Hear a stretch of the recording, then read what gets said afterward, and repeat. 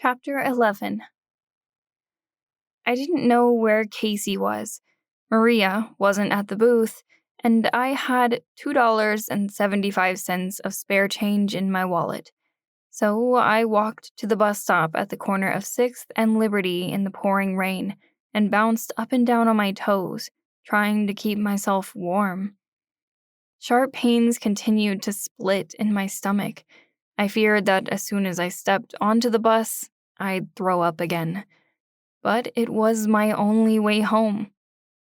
A familiar black car pulled up to the curb with its window rolled down. With one hand resting against the top of the wheel and the other on the gear stick, Eros leaned over the passenger seat and gazed out the window.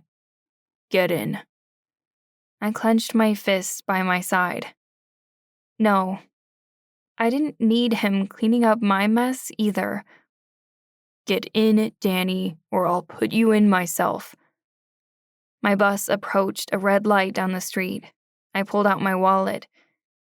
Eros sighed, parked, and got out of the car. "Why do you have to make this hard?" "I'm not going with you. I'll just puke all over your car."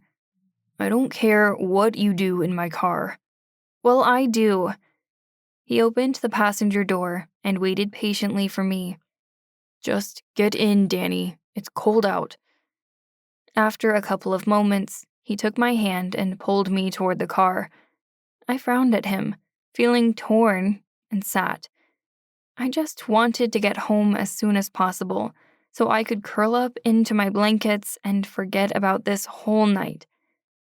The ride was silent. I stared out the window, watching beads of rain race alongside the glass. Did Trayvon really think of me as work? Was that what I was to him? Just a mess that needed to be cleaned up? Tears welled up in my eyes. Why didn't he believe me when I told him my drink was spiked? It was like he didn't even care about it, or about me. I took a shaky breath and gripped the handle on the car door tightly in my hand. "Don't cry, Danny. Not in front of Eros. You've embarrassed yourself enough tonight." A tear slipped down my cheek, and I quickly wiped it away with the back of my hand. "Danny," Eros said quietly, looking at me from the driver's seat. "It wasn't your fault." My chin trembled. It was my fault. I was the one who couldn't hold it in. I was the one who made a mess, and I was the one who couldn't even clean it up. "Look at me." Another sharp pain pierced through me. I clutched my stomach, eyes widening. "Pull over." "Danny, now." As soon as the car stopped on the side of the road, I stumbled out and fell to my knees on the concrete. My throat burned, and I hurled, but nothing came out. My stomach was turning over and over, not stopping. My arms were posted on the ground, trembling. More tears were falling. I wanted to go home. Eros got out of the car, and the next thing I knew, I was in his lap, his arms curling around my body. He laced his fingers into my hair and gently rubbed the top of my head.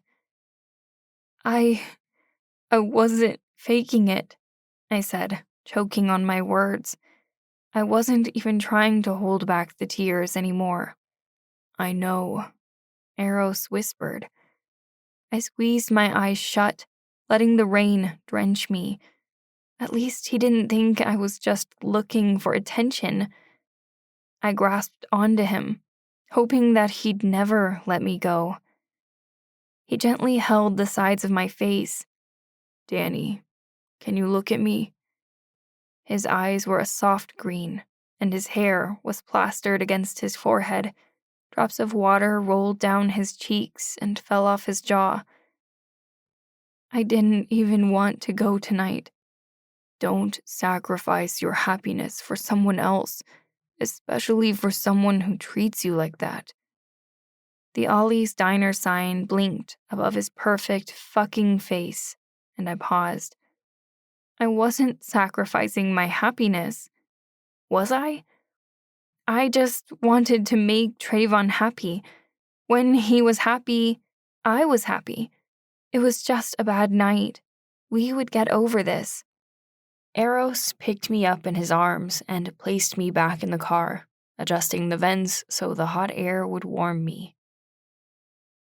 As soon as we got home, I brushed my teeth and rinsed my mouth with mouthwash, getting the vile taste of tonight out of my mouth. Eros was in the kitchen, pouring me some medicine. Needing desperately to also take a warm shower, I locked the door and peeled off the top half of my costume. I hooked my thumbs under the material and tried pulling it down. After 5 minutes of struggling, I let out a scream. Tonight just kept getting worse and worse, didn't it? All I wanted was to take this off and forget about everything. Eros knocked on the door. "Are you okay?" "I can't get this damn thing off." I wiggled my hips again, pushing and pulling it in different directions. It should be so simple. So goddamn simple. "Do you need help?" "No." Yes, I did. Someone helped me get it on. Someone probably needed to help me get it off. But that someone couldn't be Eros. I didn't have the energy to deal with his flirting right now. I jerked up my knee, hoping that it'd help loosen something, anything, but I banged it against the door. "My God!" "Let me help you," Eros said. I glared at the door, debating whether or not to actually open it for him and let him see me so bare. "If I unlock this door and you try something, I'll suffocate you with this damn suit," I said. "I'm not going to try anything, Danny." I covered my breasts with my arm and opened the door. He stood in the doorway, medicine cup in one hand. He had changed out of his angel costume and put on a tight blue crewneck that hugged his body perfectly. After placing the cup on the counter, he took a deep breath and knelt down in front of me. His fingers grazed against the sides of my hips.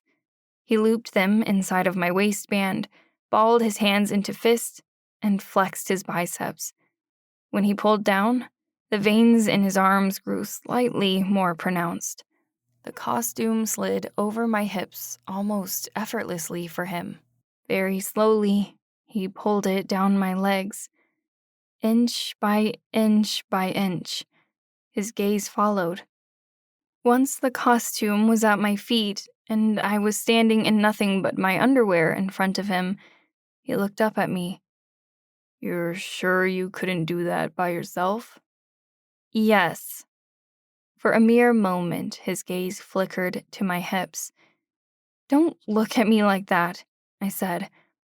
"How am I looking at you?" he asked. Like...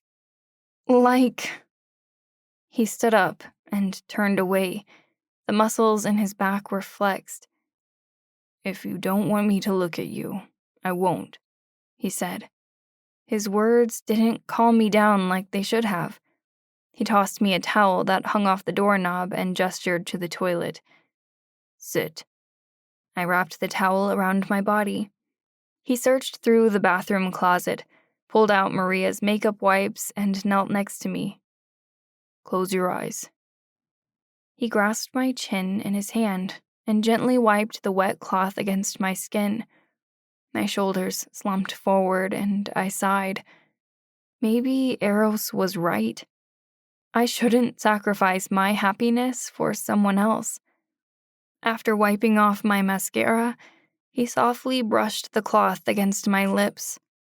I opened my eyes and watched his gaze travel across them so slowly, taking in every inch. He trailed his thumb over my bottom lip, making it tingle. The faint scent of cinnamon drifted through the air.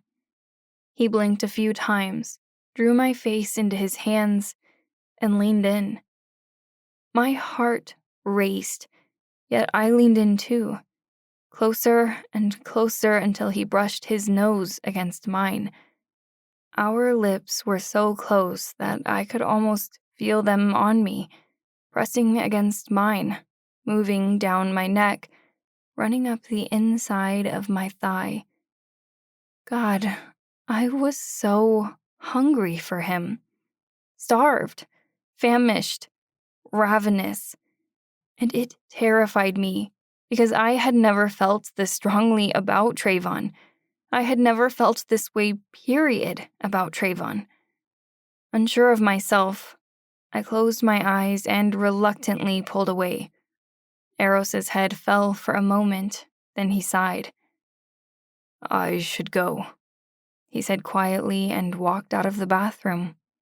Regretting my hesitation, I jumped up, held the towel to my chest, and said, Wait.